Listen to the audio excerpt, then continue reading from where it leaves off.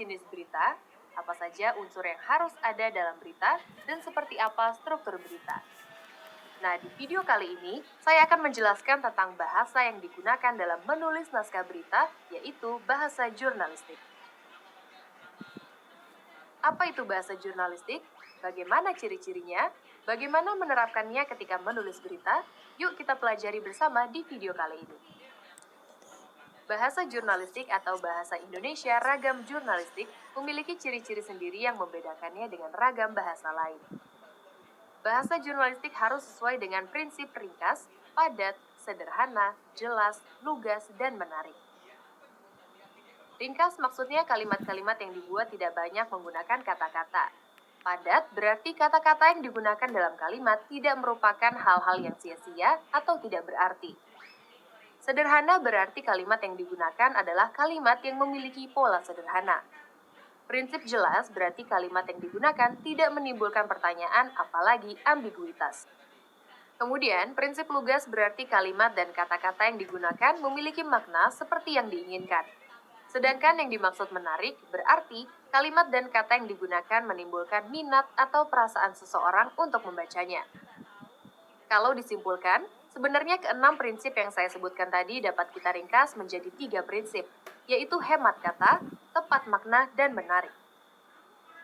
Prinsip hemat kata dapat dilakukan dengan menanggalkan kata-kata tertentu yang tidak perlu atau mubazir. Contoh, jaksa penuntut umum membacakan tuntutan pada hari Senin tanggal 18 Januari tahun 2010. Kalimat ini dapat kita ringkas dengan membuang kata-kata hari dan tanggal menjadi jaksa penuntut umum membacakan tuntutannya Senin 18 Januari 2010. Contoh lainnya, gempa susulan pertama terjadi pada pukul 05.45 waktu Indonesia Barat dan kedua pada pukul 05.50 waktu Indonesia Barat.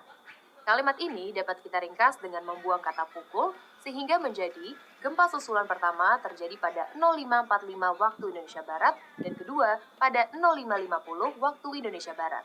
Prinsip hemat kata juga dapat dilakukan secara morfologi, yaitu dengan menggunakan imbuhan secara konsekuen menurut kaidah gramatikal yang ada, meskipun dalam bahasa sehari-hari tidak atau belum digunakan orang.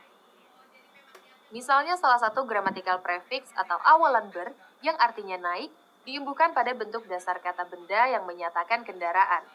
Jadi, berkuda berarti naik kuda, bersepeda berarti naik sepeda.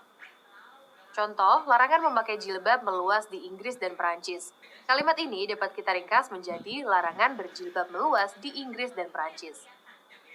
Contoh lain, Pansus Angket Bank Senturi DPR akan membuat jadwal ulang pertemuan dengan beberapa pejabat Bank Indonesia. Kalimat ini dapat kita ringkas menjadi Pansus Angket Bank Senturi DPR akan menjadwal ulang pertemuan dengan beberapa pejabat Bank Indonesia. Selanjutnya, mari kita bahas prinsip yang kedua, yaitu tepat makna atau lugas. Prinsip tepat makna atau lugas artinya yang disampaikan sesuai dengan fakta dan dapat diterima oleh pembaca sesuai dengan yang diinginkan oleh penulis berita. Ada beberapa cara untuk menerapkan prinsip tepat makna.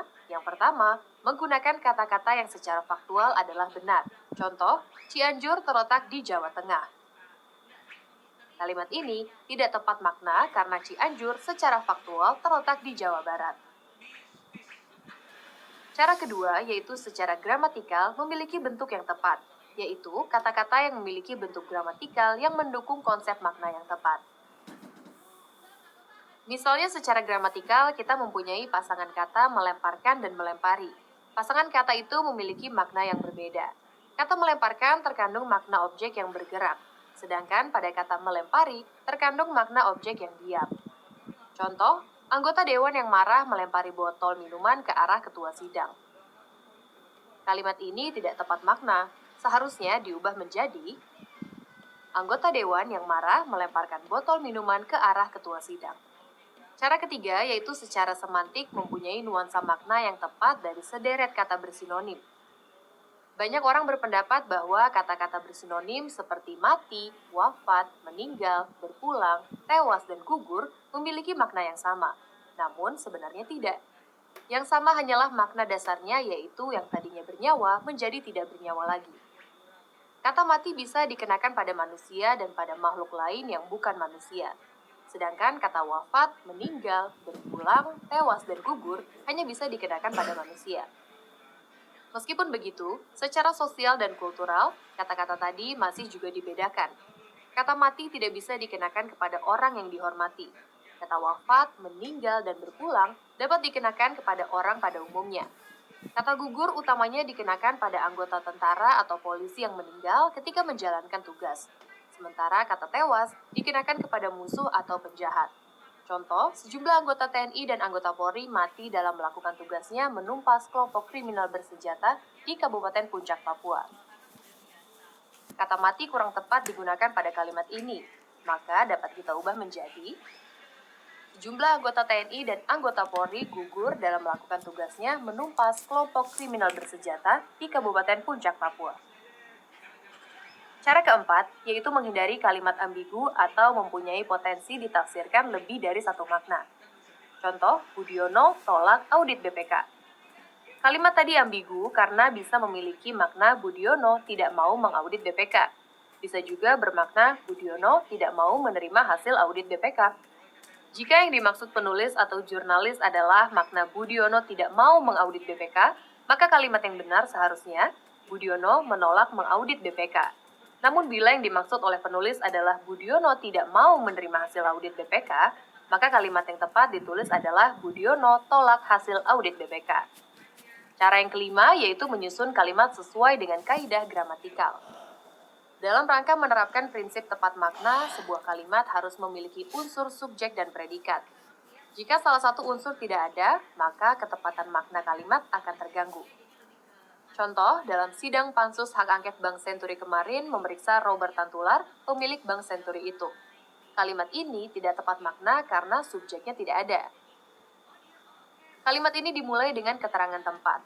Untuk menjadi bersubjek, kata dalam yang ada pada keterangan tempat harus dibuang sehingga menjadi sebuah subjek.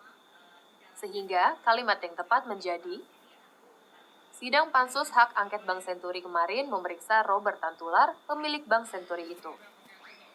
Nah, setelah mengetahui prinsip hemat kata dan tepat makna, selanjutnya saya akan menjelaskan prinsip yang ketiga, yaitu menarik. Berbicara bahasa yang menarik dapat dibedakan menjadi 3 bagian. Yang pertama, menarik pada judul berita. Judul berita harus dalam bentuk kalimat yang predikatnya berupa verba atau kata kerja. Lebih baik lagi, verba yang bersifat aktif bukan pasif, meskipun prefiks me pada verba itu ditanggalkan. Perhatikan contoh judul berita berikut ini. Contoh pertama, Pengadilan Internasional memeriksa konflik Israel-Palestina. Contoh kedua, Pengadilan Internasional periksa konflik Israel-Palestina. Dari 2 contoh judul berita tadi, manakah yang memenuhi prinsip menarik? Ya, betul. Yang memenuhi prinsip menarik adalah contoh yang kedua, di mana prefiks me pada kata memeriksa sudah ditanggalkan. Selanjutnya, masih tentang judul berita yang menarik. Biasanya adalah judul berita dari kejadian yang luar biasa. Wartawan, penulis sekaligus budayawan lintas zaman Rosihan Anwar memberi contoh. Kalau ada kejadian anjing menggigit orang adalah hal biasa, tapi kalau ada berita orang menggigit anjing adalah hal yang luar biasa. Ini sangat menarik untuk diberitakan. Perhatikan contoh judul berita berikut ini. Contoh pertama, polisi tangkap tangan residivis narkoba. Contoh kedua, KPK tangkap tangan Ketua Mahkamah Konstitusi. Dari 2 contoh judul berita tadi, manakah yang memenuhi prinsip menarik jika dilihat dari kejadian luar biasa? Ya, betul.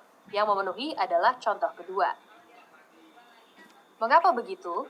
Karena kalau residivis kembali tertangkap saat mengedarkan narkoba, termasuk kejadian atau hal yang tidak luar biasa. Karena pengertian residivis sendiri adalah orang yang pernah dihukum mengulangi tindak kejahatan yang serupa. Tetapi, kejadian seorang ketua Mahkamah Konstitusi tertangkap tangan menerima suap adalah kejadian luar biasa. Mengapa begitu? Karena seorang ketua Mahkamah Konstitusi seharusnya menjadi negarawan sejati dan steril dari perbuatan tindak pidana korupsi. Selain menanggalkan prefiks me dan mengangkat kejadian yang luar biasa, sebuah judul berita juga akan menarik perhatian dan menggugah orang untuk membacanya kalau menggunakan kata-kata yang punya daya greget atau menggigit. Perhatikan contoh judul berita berikut ini. Contoh pertama, Pengusaha asal Sumbawa yang tidak bayar pajak dipenjara 2 tahun. Contoh kedua, pengemplang pajak asal Sumbawa dipenjara 2 tahun. Dari dua contoh judul berita tadi, manakah yang lebih punya daya greget? Ya, betul. Yang lebih greget adalah contoh kedua. Mengapa begitu? Kata pengemplang pajak sebenarnya sama dengan kata yang tidak bayar pajak. Tetapi kata yang tidak bayar pajak ini adalah kata-kata biasa. Sedangkan kata pengemplang pajak lebih memiliki daya greget karena terasa dilakukan dengan sengaja. Selanjutnya, prinsip menarik atau bahasa yang menarik juga harus ada pada teras berita atau paragraf pertama berita. Dalam menulis teras berita, wartawan atau jurnalis harus bisa menentukan unsur apa yang pertama kali ingin ditonjolkan. Apakah lebih menarik jika saya menonjolkan unsur what-nya dulu, atau unsur who-nya dulu, atau unsur when, atau unsur where-nya? Perhatikan contoh berikut ini. Contoh pertama, Jumat 13 Oktober dini hari, teror bom kembali terjadi di kota Pekanbaru. Seorang tidak dikenal melempar botol berisi bensin bersumbu api ke rumah Ketua Lembaga Adat Melayu Pekanbaru Nur Hashim di Kompleks Utama Indah Rejosari Pekanbaru. Contoh kedua, teror bom Molotov kembali terjadi di kota Pekanbaru Riau. Kali ini rumah Ketua Lembaga Adat Melayu Pekanbaru Nur Hashim di Kompleks Utama Indah Rejosari Pekanbaru dilempar botol berisi bensin bersumbu api oleh orang tidak dikenal pada Jumat 13 Oktober dini hari. Dari dua contoh teras berita tadi, manakah yang lebih menarik? Yap, betul. Yang lebih menarik adalah contoh kedua. Mengapa begitu? Karena dalam menulis teras berita ini, jurnalis memilih untuk mengutamakan atau menonjolkan unsur what-nya terlebih dahulu, yaitu teror bom Molotov. Unsur what di sini lebih menarik perhatian pembaca dibanding unsur when. Selanjutnya, setelah judul dan teras berita, prinsip menarik juga harus diterapkan dalam badan berita. Dalam menulis badan berita yang baik, kita dapat mengkonkretkan kata abstrak, misalnya kata-kata seperti luas, banyak, kaya, besar, tinggi, jauh, dan sebagainya bersifat abstrak. Jika kita hanya menggunakan kata-kata tersebut, pembaca tidak akan mengetahui seberapa banyaknya, berapa luasnya, berapa kayanya, atau berapa tingginya. Untuk itu, agar lebih menarik dan lebih menjelaskan, pernyataan dengan kata-kata itu harus disebutkan angka konkretnya yang dapat diukur dan dibayangkan. Perhatikan contoh berikut ini. Contoh pertama, korban gempa dan tsunami di Aceh pada 2004 sangat banyak. Contoh kedua, korban gempa dan tsunami di Aceh pada 2004 lebih dari 100.000 orang. Dari kedua contoh kalimat isi berita tadi, mana yang lebih konkret? Yap, betul. Yang lebih konkret adalah contoh kedua, karena pada kalimat tersebut, wartawan atau jurnalis menulis jumlah korban gempa dengan angka. Nah, sekarang kamu sudah mengetahui tentang bahasa jurnalistik dan bagaimana menerapkannya ketika menulis sebuah berita. Di video selanjutnya, kita akan belajar tentang proses produksi berita atau step by step yang harus dilakukan hingga berita bisa sampai kepada pembaca. Sampai jumpa di video selanjutnya ya.